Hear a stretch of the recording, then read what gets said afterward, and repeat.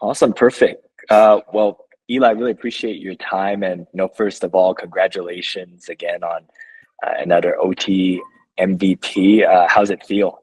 Feels great, man. Just to be able to get that big of achievement over two McDonald's All Americans again this year, being not that highly ranked. It's just really, really hard, and people don't understand how hard it is with a lot of politics, a lot of stuff like that. And I just stuck with it, was really consistent, won a lot of games, and it was really, really good to be able to get that achievement once again. For sure, and this is back-to-back MVPs. Which one do you think was harder to earn, the first one or the second one? Honestly, I would probably say the first one. The first one was really hard. Just looking at I was a junior. There was three, possibly 4 or 5 McDonald's All Americans, but 3 for sure that were in the league. A bunch of highly ranked guys that were also a class older than me, and I had to do a lot. And our team wasn't the most athletic or most skilled or most talent, and we were able to win a lot of games. I was able to do that with not as much help as everybody else, but our team played really, really good throughout everything. So it was definitely the first one was a lot harder though. Awesome. So this has been an awesome journey for you at OTE, and to see both your game evolve as well as the organization as a whole evolve. Get more about, I guess, how OTE has evolved from first when you started to now.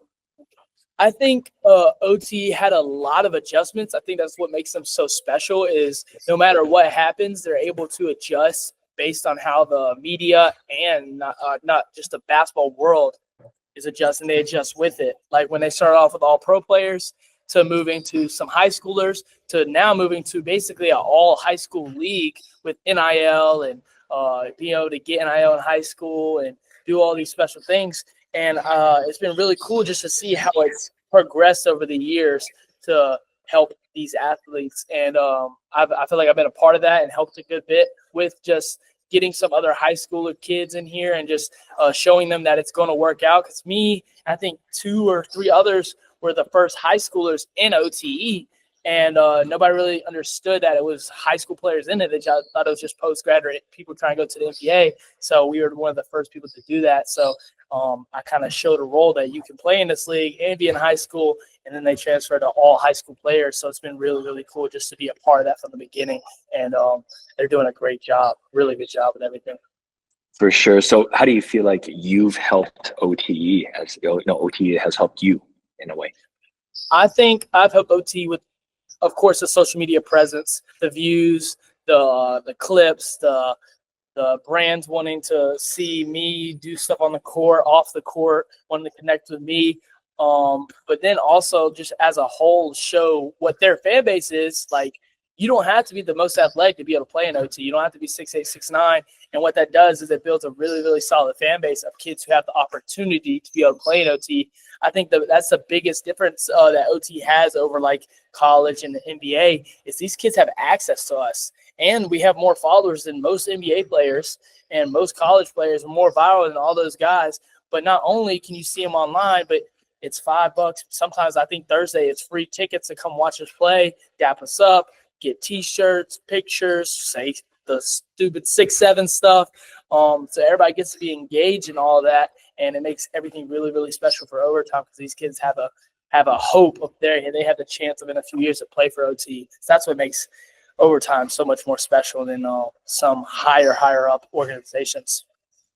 And speaking of having a social media platform for yourself, you do an awesome job of this. But how do you personally, balance being a social media star as well as the basketball component in this current environment and era?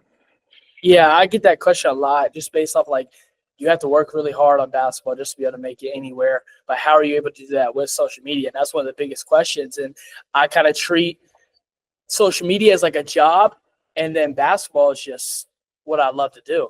So everybody thinks I love the social media stuff. It's not that. I like it. I like what comes with the social media stuff, and in the sense of helping me and my family earn a living and make money and stuff like that. But I love basketball, but I treat everything like a job. So social media is my job, but basketball comes first. So I make that the main thing. And then whenever I have free time or whenever I schedule stuff out, I work on the social media stuff. So it's a lot of work because I work out a lot more than any other high schooler I know.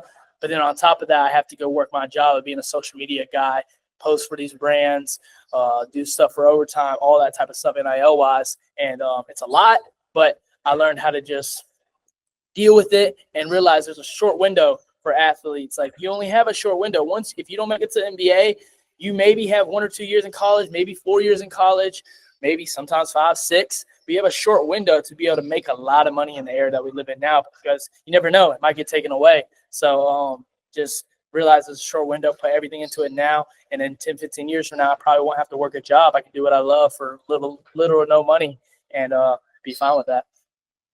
And do you have like a personal favorite type of content or like storytelling that you personally enjoy when it comes to making content? Yeah, there's a lot of stuff, because I really, really enjoy like telling stories and just creating a narrative. I think that's the most my favorite thing about social media is you can create your own narrative and really make your own movie that everybody can see. I love the day in the life content.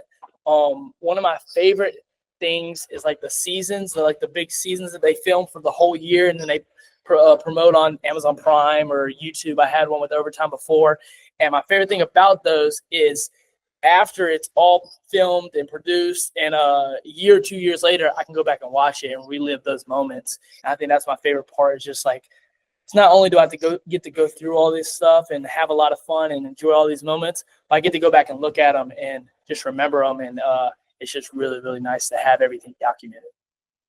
And speaking of a day in the life, what does a hypothetical day in the life look like? Where there's no game, what does that look like? But you're probably still working out, right? Oh yeah, I mean, I don't think people realize how much I really work out. I work out off days 2-3 times a day. Even during game day, we have morning workouts. I'm probably shooting 4 morning workouts.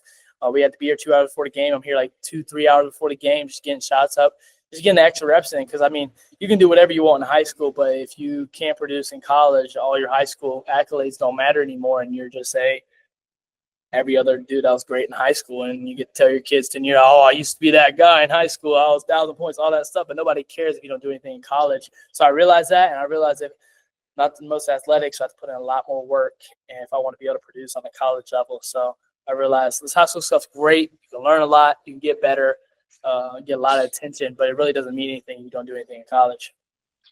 And I want to turn to some basketball real quick. Who do you watch on film and try to emulate right now?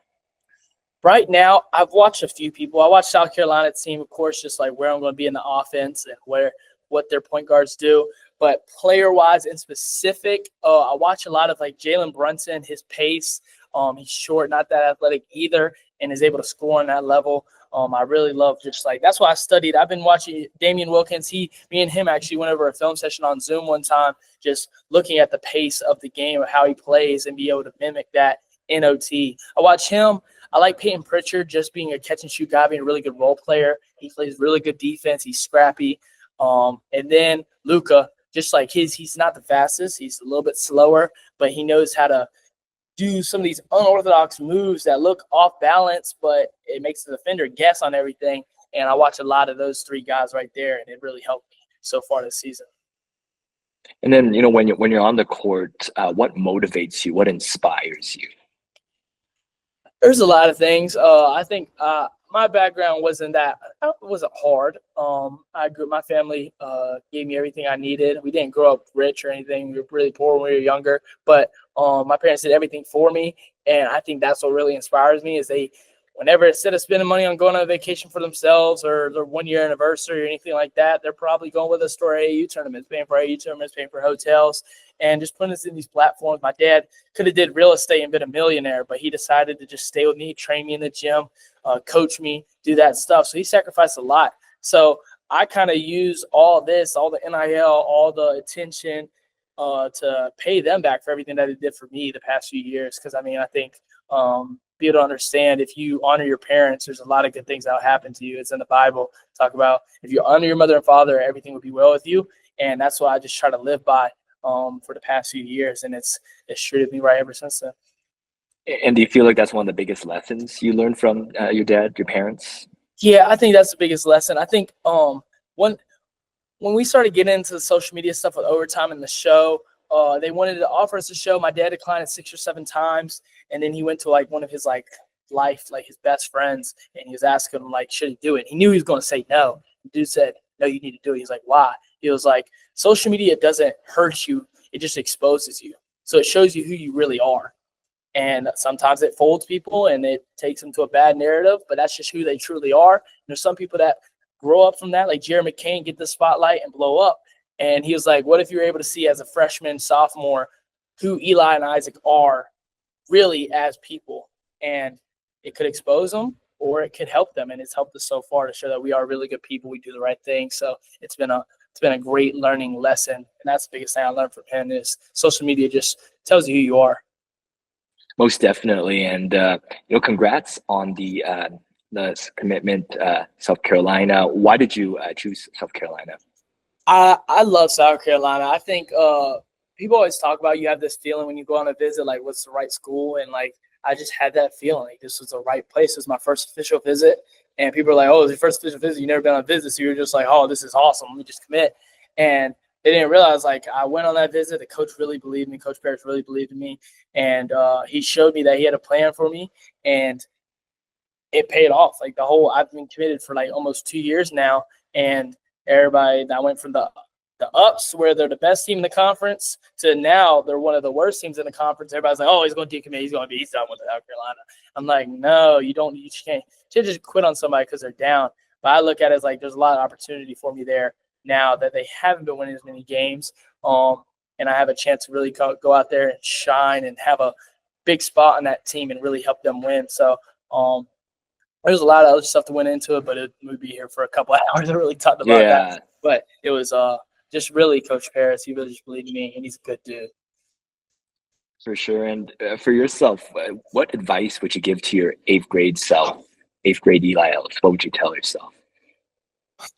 What would I tell my eighth grade self? I think there's a lot of things. It's really, really hard to prepare somebody for the world that I got thrown into because nobody really understands. Like, you don't know what social media is going to throw at you or what's going to happen in the next year or so. But from what I've learned now is grind, stay with your workouts, stay with all your workouts, basketball stuff. But whenever you have free time, put more free time into social media. Put more time into it. Post whenever you can. Just take full advantage of it. Because I look at it like I did a great job with social media, but I know for a fact I could have did a little bit more each and every day, just like basketball could do a little each more every day. And that would have made me so much more money if I would just focused on that when I was younger. But also keep the main thing basketball, which I did a really good job at that. But instead of playing video games or doing random stuff, like just go work on social media and you'll be a millionaire. Yeah.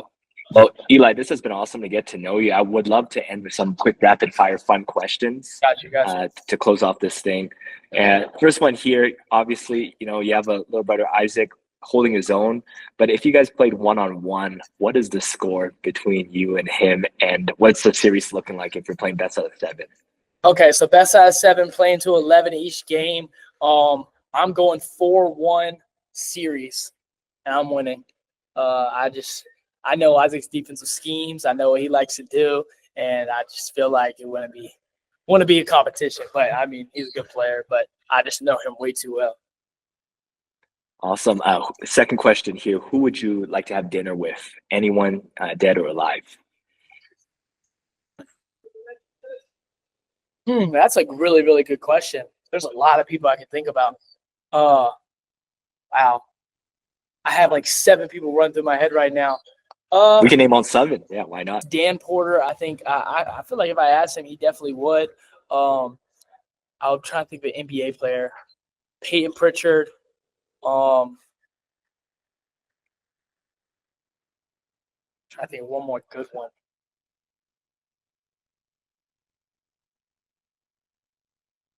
Oh, I can't think of anyone. I have like 5, but I can't think of one. I'm gonna go with those 2 right there.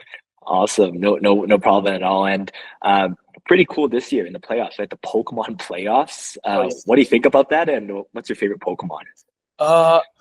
It's really cool. I mean, I didn't really know much about Pokemon, to be honest, but I knew Pikachu, and I was so glad that we got that. I think that's my favorite one just because I know it.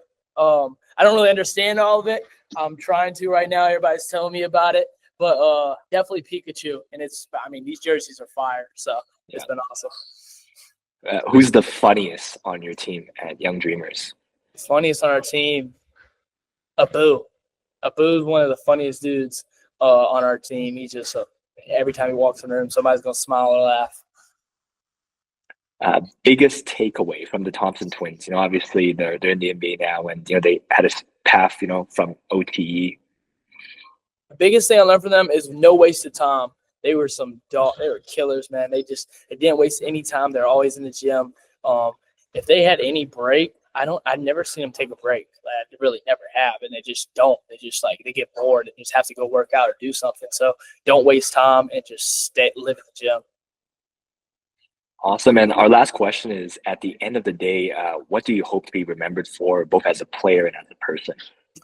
I want to be remembered as somebody who gave a lot of kids hope and showed that you can play at any level you want to if you just put the work in. And I just want people to know that I was a good person, treated people well, and no matter where I went, I did the right thing. Awesome. Well, this has been wonderful, Eli. I really appreciate your time, getting to know you, your candidness, detail into your story, and we at Pro Insight, we're honored to spotlight you. Surely love. So Thank you so much. Thank you for having me. Yeah, for sure. Have a good one.